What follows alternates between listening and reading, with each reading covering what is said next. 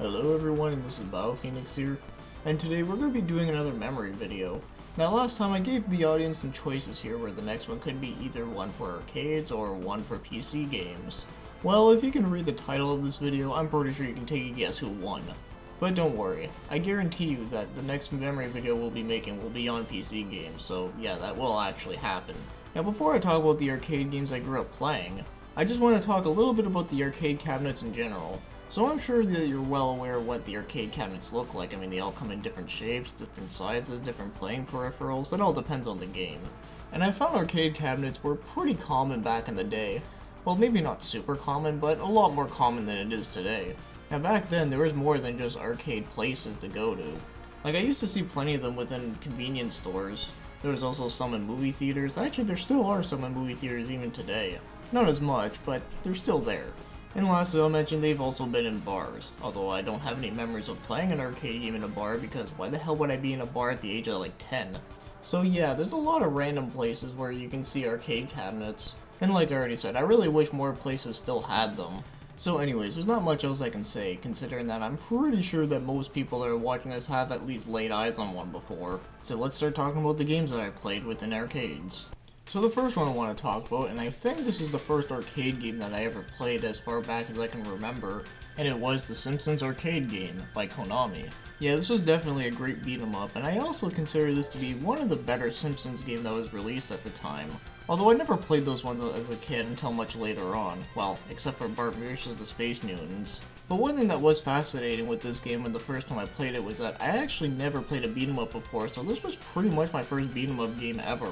And I also remember being really confused the first time because I remember when I first started playing it, I was trying to get into like the doors in the background because I thought that's where you had to go. But then I realized that all you had to do is just walk in a straight line somewhere and just beat the living shit out of everything. And I also remember the first time playing this, it was actually in a convenience store that was just down the road where I used to live. And they had 3 arcade machines, although one of them was a pinball machine if that counts for anything. And the Simpsons arcade game was one of them, and that was the one I first played because, you know, The Simpsons was something I recognized at the time. So yeah, that was definitely something I'll never forget. And the next one we're going to be talking about is Bobble. At the same convenience store where I played the Simpsons arcade game, this was the other one. And I remember this cabinet was a bit more beat up than the other one, considering that this one is a much older game. I'm very surprised I actually remember that much detail about it. Well, then again, it's one of those first time experiences that you can only experience once. So I'm pretty sure everyone knows what Bobble is. I mean, it's a game where you're using like 2 dinosaur guys who collect fruit and also have to like kick a bunch of enemies' asses off the screen and then go to the next area. So it was very fun, but of course at the time when I played this game, I really had no idea what the hell I was doing. At that time, the only 2 games I was used to playing were games like Tetris and Mario, and even Tetris for me was hard back then. So unfortunately, this was a game I didn't really play too much back then because, you know, I had no idea what I was doing. But the thing that made me attracted to the game was the fact that it was all like bright and colorful, and it also doesn't help that it was really cutesy looking. So at the time when I first played this game, I didn't really play it a whole lot because I mostly preferred the Simpsons game because it was much more simpler to understand at the time. But of course nowadays, Bobble's fucking awesome. And as for that pinball machine in the same convenience store, yeah, I barely played it because it just didn't seem that interesting to me. And thinking about it now, I kind of feel bad, but oh well.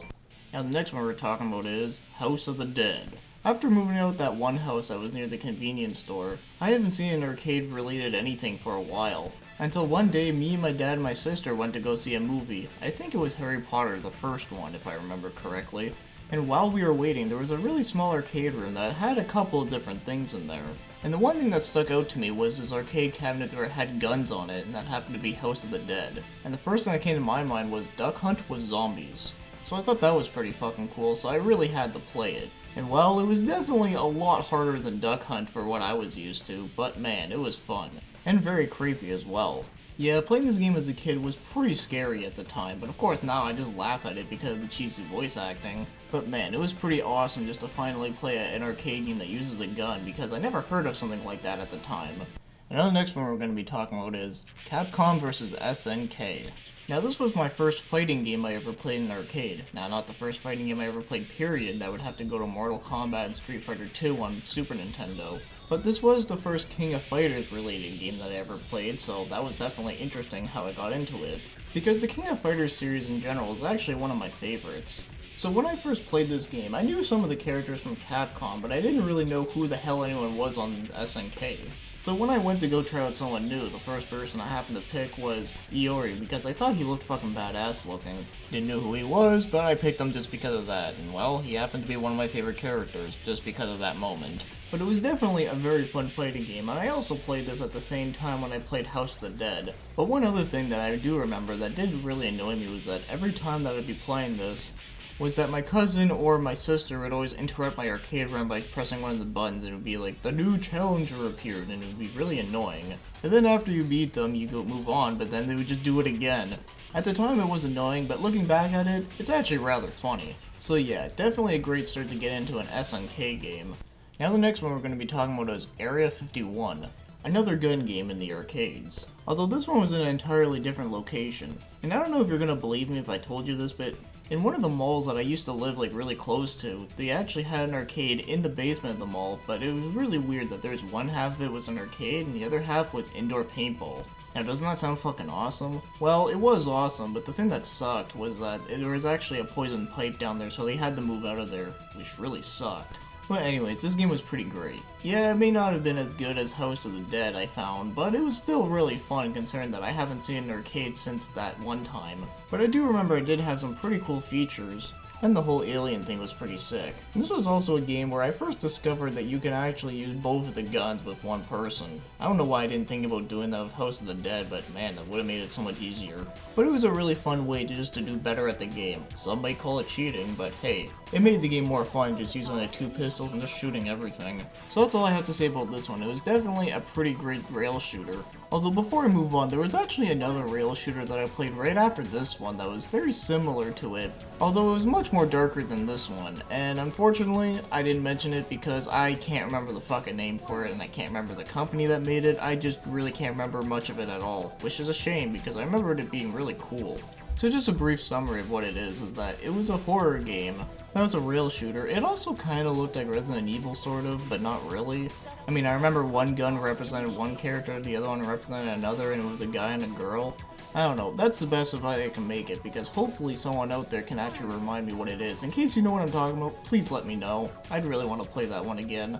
And the next one we're going to be talking about is Outrun 2. The very first racing game I played in an arcade. And yeah, it felt pretty cool being in one of those seats and driving. And this was the same arcade that was underneath the mall. And let me tell you, this racing game was just fucking awesome. I mean, I really liked the graphics, and I also really liked the music too. In fact, some of the music kind of reminded me of songs from the Sonic the Hedgehog games. I have a feeling it might have been the same composer, considering that this game was also made by Sega. But either way, this game rocks. In fact, if I could own any arcade game and it happened to be a racing game, it would probably have to be this. Because I really enjoyed it that much, and I also really liked the cars, you know, I just pretty much liked everything about it. It was just a really good arcade racing game. And of course, I had really good times playing this with my friends at the time. And the next one we're going to be taking a look at is Metal Slug. Now for a long while, I was always trying to remember which Metal Slug game was the one that I used to play in the arcade. And I thought about it for a while, and then I remembered. It was the first one. Well, I guess it should have been obvious, but oh well, whatever. This game rocks too. And it's pretty much like Contra, but just there's a lot of really crazy looking animation going on, which I really like that. So just like Contra, I was not very good at this game. Actually, I found this game to be a lot harder considering that it took a lot more shots just to kill everything. But most importantly, it was fun, and it was definitely a lot more fun to play with friends. And if I remember right, I think this arcade cabinet, I saw it at a movie theater. Not the same one where I played House of the Dead, but it was like another one. But this one actually had more, so that was definitely better. Now the next one we're going to be talking about is DDR, or what the guy in the game says, a Dance Dance Revolution. Although I said it a lot worse, but whatever. Now I'm pretty sure it's like this with everyone, but I think we can all agree that Dance Dance Revolution was probably one of the most common arcade games that you would see everywhere. I mean, just about every movie theater I went to had at least one. And that underground place had one, which is how I first played DDR. And I even used to see this game at bowling alleys, believe it or not.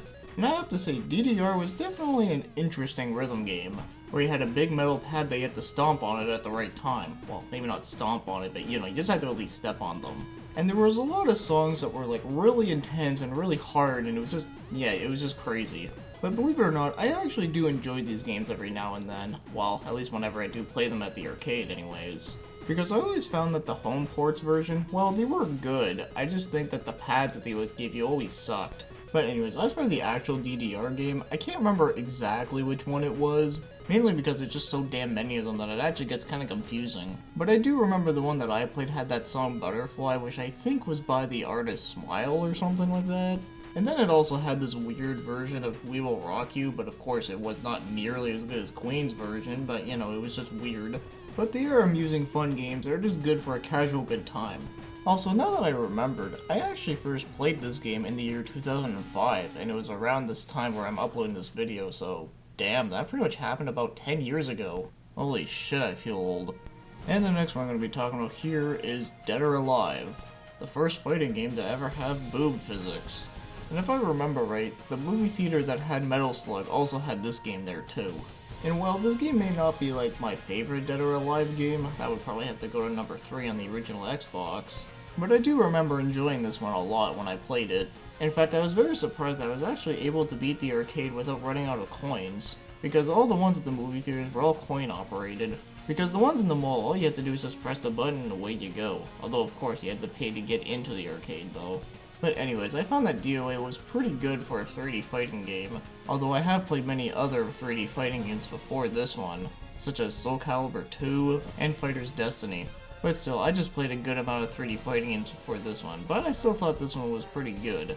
Also, thankfully, no one interrupted me, those damn bastards.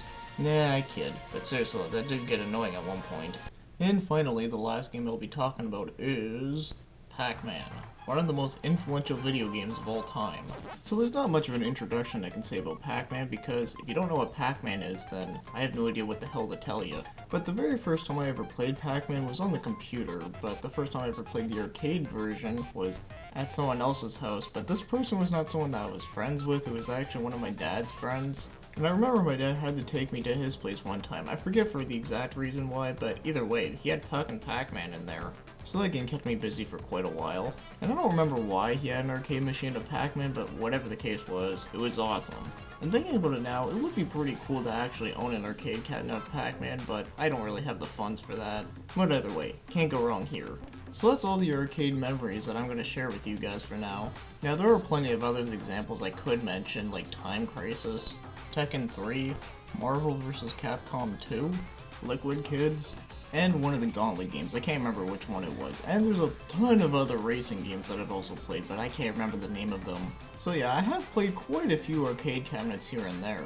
And whenever I'm out and about and I just happen to see one, it always makes me happy, because it just seems like such a rare thing nowadays. But thankfully, there is MAME for that, which is probably one of the best arcade emulators out there. Because let's be realistic here, not everyone is going to drop the money to get an actual arcade cabinet in their room. Unless you're a multi-millionaire or something. But there's a good chance that if you are a multi-millionaire, you're probably not watching this. So that's why I had to give support for MAME, just because not everyone is going to be able to play every single arcade cabinet that ever was. Because I've actually discovered some pretty cool arcade games that I've never even seen before, or even arcade ports of games that play entirely different. So like I said, MAME is great for this kind of thing. So that's really all I have to say about arcades, and well, for next episode, we're going to be doing PC games, so that'll be cool. Maybe some of you out there can share some of your arcade experiences that you've done, either through comments or video responses, whatever works. So, I hope you enjoyed this video, thank you for watching and commenting.